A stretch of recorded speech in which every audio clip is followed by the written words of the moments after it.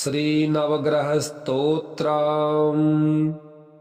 भास्वान्मे भासये तत्त्वं चन्द्रश्चाह्लादकृद् भवेत्। मङ्गलो मङ्गलं दद्यात् बुधश्च बुधतां दिशेत्।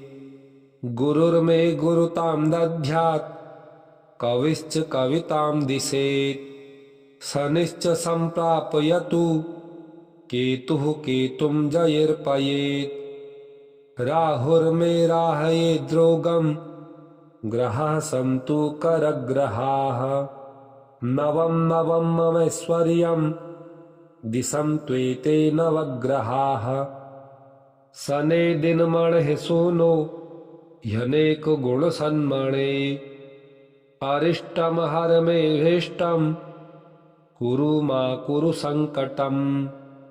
हरेरनुग्रहार्थाय शत्रूणां निग्रहाय च वादिराजयति प्रोक्तं ग्रहस्तोत्रं सदा पठेत्। भास्वान्मे भासये तत्त्वं चन्द्रश्चाह्लादकृद् भवेत्। मङ्गलो मङ्गलं दद्यात् बुधश्च बुधतां दिशेत्। गुरुर्मे गुरुतां दद्यात् कविश्च कवितां दिशेत्। शनिश्च सम्प्रापयतु केतुः केतुं जयेर्पयेत्। राहुर्मे राहयेद्रोगं ग्रहाः सन्तु करग्रहाः। नवं नवं ममैश्वर्यं दिशं त्वेते नवग्रहाः। शने दिनमणिः सूनो ह्यनेक गुणसन्मणे। अरिष्टं हर मे भीष्टं कुरु मा कुरु संकटम्। हरेरनुग्रहार्थाय शत्रूणां निग्रहाय च वादिराजयति प्रोक्तं ग्रहस्तोत्रं सदा पठेत्। भास्वान्मे भासये तत्त्वं चन्द्रश्चाह्लादकृद् भवेत्। मङ्गलो मङ्गलं दद्यात् बुधश्च बुधतां दिशेत्। गुरुर्मे गुरुतां दद्यात् कविश्च कवितां दिशेत्। शनिश्च सम्प्रापयतु केतुः केतुं जयेर्पयेत्। राहुर्मे राहयेद्रोगं ग्रहाः सन्तु करग्रहाः। नवं नवं ममैश्वर्यं दिशं त्वेते नवग्रहाः। शने दिनमणिः सूनो ह्यनेक गुणसन्मणे। अरिष्टं हर मे भीष्टं कुरु मा कुरु संकटम्। हरेरनुग्रहार्थाय शत्रूणां निग्रहाय च वादिराजयति प्रोक्तं ग्रहस्तोत्रं सदा पठेत्। भास्वान्मे भासये तत्त्वं चन्द्रश्चाह्लादकृद् भवेत्। मङ्गलो मङ्गलं दद्यात् बुधश्च बुधतां दिशेत्। गुरुर्मे गुरुतां दद्यात् कविश्च कवितां दिशेत्। शनिश्च सम्प्रापयतु केतुः केतुं जयेर्पयेत्। राहुर्मे राहयेद्रोगं ग्रहाः सन्तु करग्रहाः। नवं नवं ममैश्वर्यं दिशं त्वेते नवग्रहाः। शने दिनमणिः सूनो ह्यनेक गुणसन्मणे। अरिष्टं हर मे भीष्टं कुरु मा कुरु संकटम्। हरेरनुग्रहार्थाय शत्रूणां निग्रहाय च वादिराजयति प्रोक्तं ग्रहस्तोत्रं सदा पठेत्। भास्वान्मे भासये तत्त्वं चन्द्रश्चाह्लादकृद् भवेत्। मङ्गलो मङ्गलं दद्यात् बुधश्च बुधतां दिशेत्।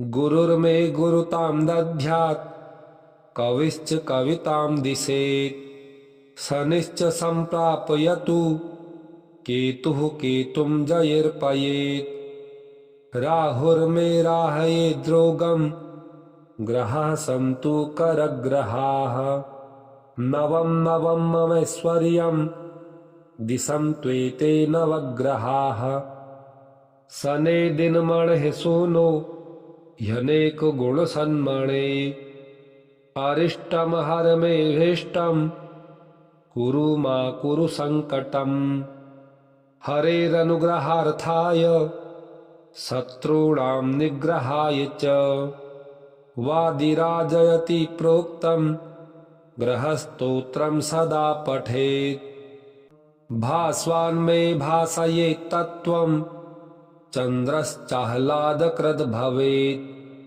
मंगलो मंगलं दद्यात् बुधश्च बुधतां दिशेत् गुरुर्मे गुरुतां दद्यात् कविश्च कवितां दिशेत् शनिश्च सम्प्रापयतु केतुः केतुं जयिर्पयेत् राहुर्मेराहयेद्रोगं ग्रहाः सन्तु करग्रहाः नवं नवं ममैश्वर्यं दिशं त्वेते नवग्रहाः सने दिन मणिः सूनो ह्यनेक गुण सन्मणे अरिष्टम हर मे भेष्टम कुरु मा कुरु संकटम हरेरनुग्रहार्थाय शत्रूणां निग्रहाय च वादिराजयति प्रोक्तं ग्रहस्तोत्रं सदा पठेत् भास्वान् मे भासयेत् तत्त्वं चन्द्रश्चाह्लादकृद् भवेत् मंगलो मंगलं दद्यात् बुधश्च बुधतां दिशेत् गुरुर्मे गुरुतां दद्यात् कविश्च कवितां दिशेत् शनिश्च सम्प्रापयतु केतुः केतुं जयिर्पयेत् राहुर्मेराहयेद्रोगं ग्रहाः सन्तु करग्रहाः नवं नवं ममैश्वर्यं दिशं त्वेते नवग्रहाः सने दिन मणिः सूनो ह्यनेक गुण सन्मणे अरिष्टम हर मे भेष्टम कुरु मा कुरु संकटम हरेरनुग्रहार्थाय शत्रूणां निग्रहाय च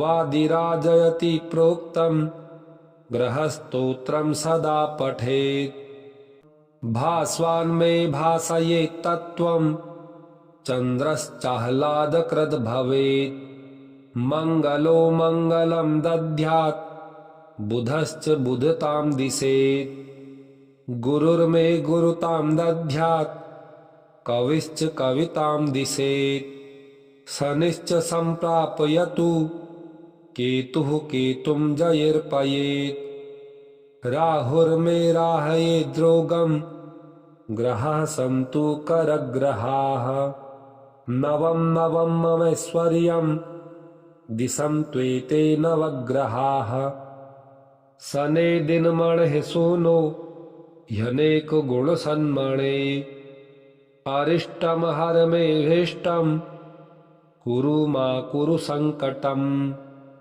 हरेरनुग्रहार्थाय शत्रूणां निग्रहाय च वादिराजयति प्रोक्तं ग्रहस्तोत्रं सदा पठेत् भास्वान् मे भासयेत् तत्त्वं चन्द्रश्चाह्लादकृद् भवेत् मंगलो मंगलं दद्यात् बुधश्च बुधतां दिशेत् गुरुर्मे गुरुतां दद्यात् कविश्च कवितां दिशेत् शनिश्च सम्प्रापयतु केतुः केतुं जयिर्पयेत् राहुर्मेराहयेद्रोगं ग्रहाः सन्तु करग्रहाः नवं नवं ममैश्वर्यं दिशं त्वेते नवग्रहाः सने दिन मणिः सूनो ह्यनेक गुण सन्मणे अरिष्टम हर मे भेष्टम कुरु मा कुरु संकटम हरेरनुग्रहार्थाय शत्रूणां निग्रहाय च वादिराजयति प्रोक्तं ग्रहस्तोत्रं सदा पठेत्। भास्वान्मे भासयेत् तत्त्वं चन्द्रश्चाह्लादकृद् भवेत्। मङ्गलो मङ्गलं दद्यात् बुधश्च बुधतां दिशेत्। गुरुर्मे गुरुतां दद्यात् कविश्च कवितां दिशेत्। शनिश्च सम्प्रापयतु केतुः केतुं जयिर्पयेत्। राहुर्मे राहयेद् रोगं ग्रहाः सन्तु करग्रहाः। नवं नवं ममैश्वर्यं दिशं त्वेते नवग्रहाः। शने दिनमणिः सूनो ह्यनेक गुणसन्मणे। अरिष्टं हर मे भीष्टं कुरु मा कुरु संकटम्। हरेरनुग्रहार्थाय शत्रूणां निग्रहाय च वादिराजयति प्रोक्तं ग्रहस्तोत्रं सदा पठेत्। भास्वान्मे भासयेत् तत्त्वं चन्द्रश्चाह्लादकृद् भवेत्। मङ्गलो मङ्गलं दद्यात् बुधश्च बुधतां दिशेत्।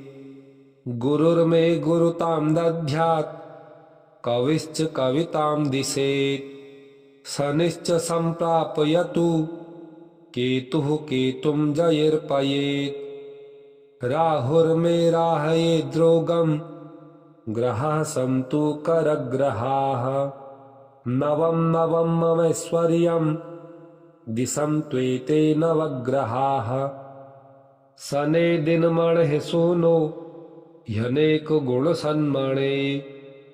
अरिष्टं हर मे भीष्टं कुरु मा कुरु संकटम्। हरेरनुग्रहार्थाय शत्रूणां निग्रहाय च वादिराजयति प्रोक्तं ग्रहस्तोत्रं सदा पठेत्। भास्वान्मे भासयेत् तत्त्वं चन्द्रश्चाह्लादकृद् भवेत्। मङ्गलो मङ्गलं दद्यात् बुधश्च बुधतां दिशेत्। गुरुर्मे गुरुतां दद्यात् कविश्च कवितां दिशेत्। शनिश्च सम्प्रापयतु केतुः केतुं जयिर्पयेत्। राहुर्मे राहयेद् रोगं ग्रहाः सन्तु करग्रहाः। नवं नवं ममैश्वर्यं दिशं त्वेते नवग्रहाः। शने दिनमणिः सूनो ह्यनेक गुणसन्मणे। अरिष्टं हर मे भीष्टं कुरु मा कुरु संकटम्। हरेरनुग्रहार्थाय शत्रूणां निग्रहाय च वादिराजयति प्रोक्तं ग्रहस्तोत्रं सदा पठेत्। भास्वान्मे भासयेत् तत्त्वं चन्द्रश्चाह्लादकृद् भवेत्। मङ्गलो मङ्गलं दद्यात् बुधश्च बुधतां दिशेत्। गुरुर्मे गुरुतां दद्यात् कविश्च कवितां दिशेत्। शनिश्च सम्प्रापयतु केतुः केतुं जयिर्पयेत्। राहुर्मे राहयेद् रोगं ग्रहाः सन्तु करग्रहाः। नवं नवं ममैश्वर्यं दिशं त्वेते नवग्रहाः। शने दिनमणिः सूनो ह्यनेक गुणसन्मणे। अरिष्टं हर मे भीष्टं कुरु मा कुरु संकटम्। हरेरनुग्रहार्थाय शत्रूणां निग्रहाय च वादिराजयति प्रोक्तं ग्रहस्तोत्रं सदा पठेत्। भास्वान्मे भासयेत् तत्त्वं चन्द्रश्चाह्लादकृद् भवेत्। मङ्गलो मङ्गलं दद्यात् बुधश्च बुधतां दिशेत्।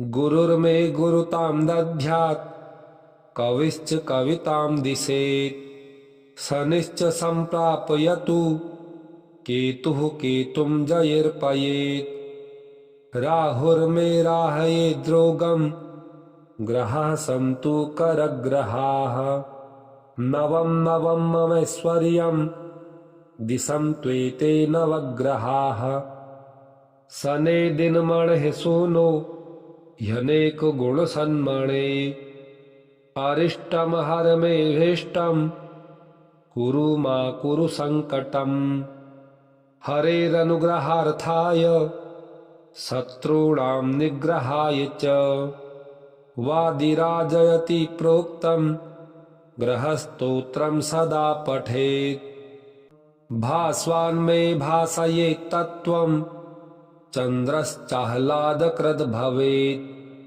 मंगलो मंगलं दद्यात् बुधश्च बुधतां दिशेत् गुरुर्मे गुरुतां दद्यात् कविश्च कवितां दिशेत् शनिश्च सम्प्रापयतु केतुः केतुं जयिर्पयेत् राहुर्मेराहयेद्रोगं ग्रहाः सन्तु करग्रहाः नवं नवं ममैश्वर्यं दिशं त्वेते नवग्रहाः शने दिनमणिः सूनो ह्यनेक गुण सन्मणे अरिष्टम हर मे भेष्टम कुरु मा कुरु संकटम हरेरनुग्रहार्थाय शत्रूणां निग्रहाय च वादिराजयति प्रोक्तं ग्रहस्तोत्रं सदा पठेत् भास्वान्मे भासयेत् तत्त्वं चन्द्रश्चाह्लादकृद् भवेत् मंगलो मंगलं दद्यात् बुधश्च बुधतां दिशेत् गुरुर्मे गुरुतां दद्यात् कविश्च कवितां दिशेत् शनिश्च सम्प्रापयतु केतुः केतुं जयिर्पयेत् राहुर्मेराहयेद्रोगं ग्रहाः सन्तु करग्रहाः नवं नवं ममैश्वर्यं दिशं त्वेते नवग्रहाः शने दिनमणिः सूनो ह्यनेक गुण सन्मणे अरिष्टम हर मे भेष्टम कुरु मा कुरु संकटम हरेरनुग्रहार्थाय शत्रूणां निग्रहाय च वादिराजयति प्रोक्तं ग्रहस्तोत्रं सदा पठेत् भास्वान्मे भासयेत् तत्त्वं चन्द्रश्चाह्लादकृद् भवेत् मंगलो मंगलं दद्यात् बुधश्च बुधतां दिशेत् गुरुर्मे गुरुतां दद्यात् कविश्च कवितां दिशेत् शनिश्च सम्प्रापयतु केतुः केतुं जयिर्पयेत् राहुर्मेराहयेद्रोगं ग्रहाः सन्तु करग्रहाः नवं नवं ममैश्वर्यं दिशं त्वेते नवग्रहाः शने दिनमणिः सूनो ह्यनेक गुण सन्मणे अरिष्टम हर मे भेष्टम कुरु मा कुरु संकटम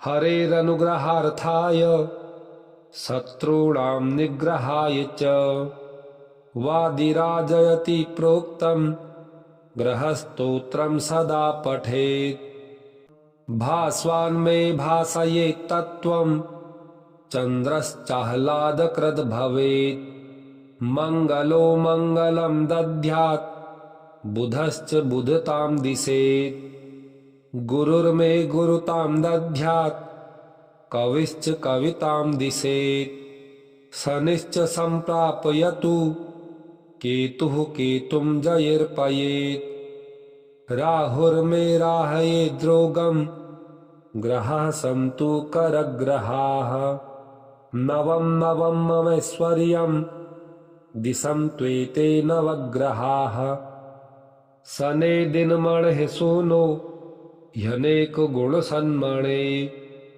अरिष्टं हर मे भीष्टं कुरु मा कुरु संकटम् हरेरनुग्रहार्थाय शत्रूणां निग्रहाय च वादिराजयति प्रोक्तं ग्रहस्तोत्रं सदा पठेत् भास्वान्मे भासयेत् तत्त्वं चन्द्रश्चाह्लादकृद् भवेत् मंगलो मंगलं दद्यात् बुधश्च बुधतां दिशेत् गुरुर्मे गुरुतां दद्यात् कविश्च कवितां दिशेत् शनिश्च सम्प्रापयतु केतुः केतुं जयेर्पयेत् राहुर्मे राहयेत् द्रोगं ग्रहाः सन्तु करग्रहाः नवं नवं ममैश्वर्यं दिशं त्वेते नवग्रहाः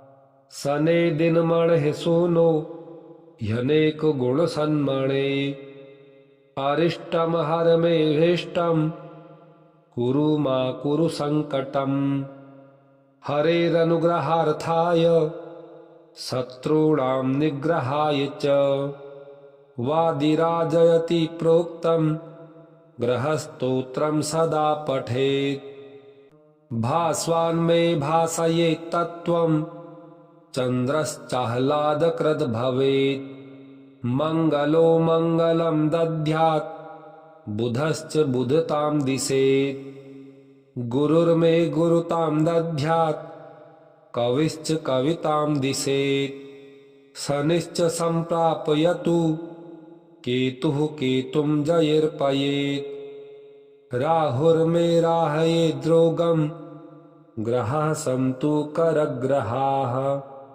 नवं नवं ममैश्वर्यं दिशं त्वेते नवग्रहाः शने दिनमणिः सूनो ह्यनेक गुण सन्मणे अरिष्टं हर मे भीष्टं कुरु मा कुरु संकटम् हरेरनुग्रहार्थाय शत्रूणां निग्रहाय च वादिराजयति प्रोक्तं ग्रहस्तोत्रं सदा पठेत् भास्वान्मे भासयेत् तत्त्वं चन्द्रश्चाह्लादकृद् भवेत् मंगलो मंगलं दद्यात् बुधश्च बुधतां दिशेत् गुरुर्मे गुरुतां दद्यात् कविश्च कवितां दिशेत् शनिश्च सम्प्रापयतु केतुः केतुं जयेर्पयेत् राहुर्मे राहयेत् द्रोगं ग्रहाः सन्तु करग्रहाः नवं नवं ममैश्वर्यं दिशं त्वेते नवग्रहाः शने दिनमणिः सूनो ह्यनेक गुण सन्मणे अरिष्टं हर मे भीष्टं कुरु मा कुरु संकटम् हरेरनुग्रहार्थाय शत्रूणां निग्रहाय च वादिराजयति प्रोक्तं ग्रहस्तोत्रं सदा पठेत् इति श्री नवग्रहस्तोत्रम् श्री नवग्रहार्पणमस्तु। श्री नवग्रहेभ्यो नमः।